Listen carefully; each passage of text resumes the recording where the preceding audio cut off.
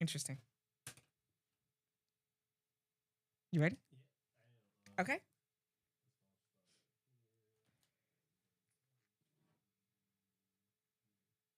We started with the sound bath, or should I intro?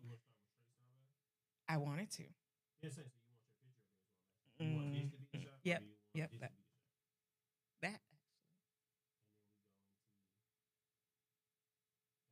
Yeah, I can bring it back out and explain what we just did, and then I can go into what we're talking about today.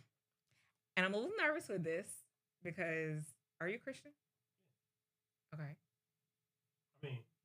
I mean, Well, yeah, because I was like, I'm coming out saying divine order. I mean, when I say Christian,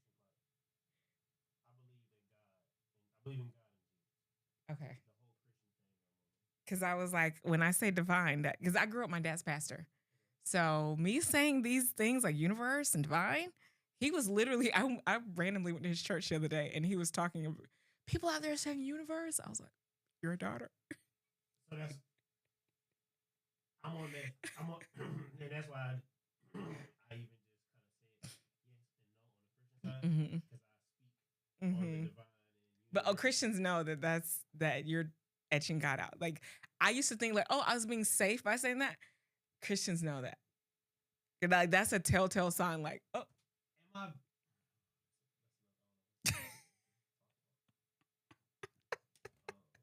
Oh yeah. Oh, the whole religion thing. Oh, that's an interesting beast. Because like I said, I grew up Christian.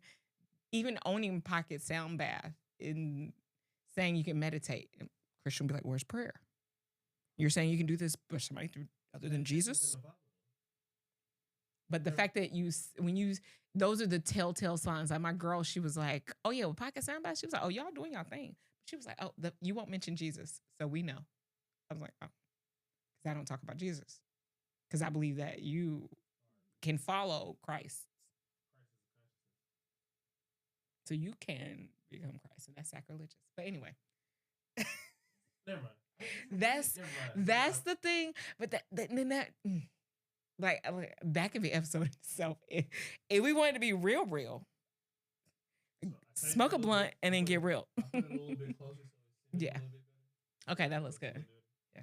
So we're starting. Yep. Going just sound bath. Mm-hmm.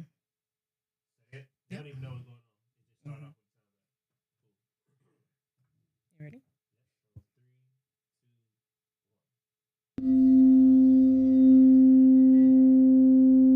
Divine order takes charge of my life today and every day. All things work together for good for me today. This is a new and wonderful day for me. There will never be another day like this one. I am divinely guided all day long, and whatever I do will prosper.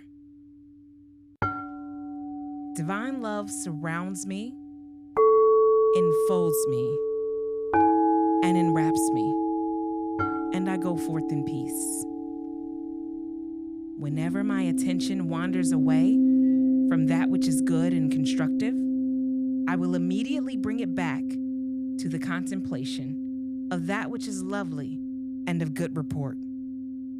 I am a spiritual and mental magnet, attracting to myself all things that bless and prosper me. I'm going to be a wonderful success in all undertakings today. I am definitely going to be happy all day long. I choose happiness today. I choose success today. I choose right action today. I choose love and goodwill for all today. I choose peace. Divine law and order govern my life. Divine right action reigns supreme. Divine success is mine. Divine harmony is mine. Divine peace fills my soul. Divine love saturates my entire being. Divine abundance is mine. Divine love goes before me today and every day, making straight, joyous, and glorious my way. Everything I need comes to me. Everything I need comes to me. And so it is. That is the space that I start my day every single day. And when I tell you that it has changed the trajectory of what my day gets to look like, because I now get to focus on what is right, what is timely, and what is in order. And always staying in the eternal now. Dealing with depression is tough, but it's focused on the past and what's happened. Dealing with anxiety can be even worse, but it's focusing on what hasn't happened yet. Staying in the eternal now and understanding that you are divinely guided no matter what may be happening. It is all happening for your greatest good. Thanks for tuning in to another episode of Ignition Zones. I am your host and visionary architect in resident, Jessica Myers. And it's been a true adventure on some of the things we've been able to do. And that's why I love speaking with visionary leaders, because as a deal maker who's traveled the globe, meeting people all over the world, I found one common thing. People just want to be loved. People just want to be loved and accepted. I mean, isn't that what all we do this for, right? For the understanding of how I can grow for my family, how I can get generational wealth, how I can be better. And sometimes you're just competing with yourself. But where does it all start? Where does it all begin? It starts with the internal work before you go external. You can never change anything outside of you without first changing inside of you. How do I know that? Let me tell you a little story that I heard about the coffee, the carrot, and the egg. So a little girl comes in, she's talking to her grandmother, and my grandmother's out there. Hey, grandma. She's talking to her grandmother about her day, right? And you go to the stove, or grandma in there cooking, and she pulls out a pot. And, the granddaughter's complaining about her day, like, oh my gosh, there's a lot of craziness that happened today. Can you believe it? And she was like, look, despite what all you got going on, let me show you a parable. So she puts a pot on the stove, boiling water. In it, she puts a carrot. And of course, you put a carrot in boiling water, right? The carrot goes in hard. And what happens when it gets in the boiling water? It gets soft. So she took another pot and she put in an egg. And she put it in boiling water.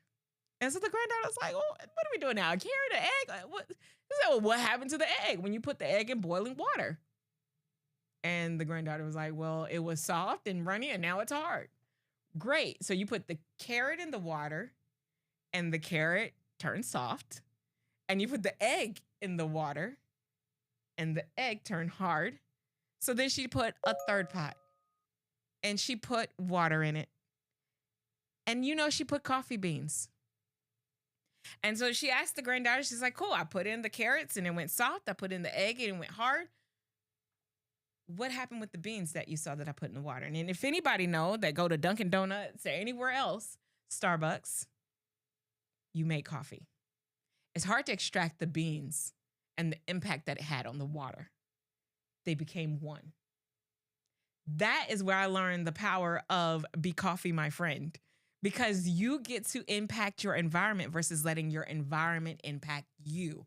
And I know oftentimes I meet visionary leaders and even myself. So we're just like, we can't help it. We're going through. Do you realize what all is happening? Life.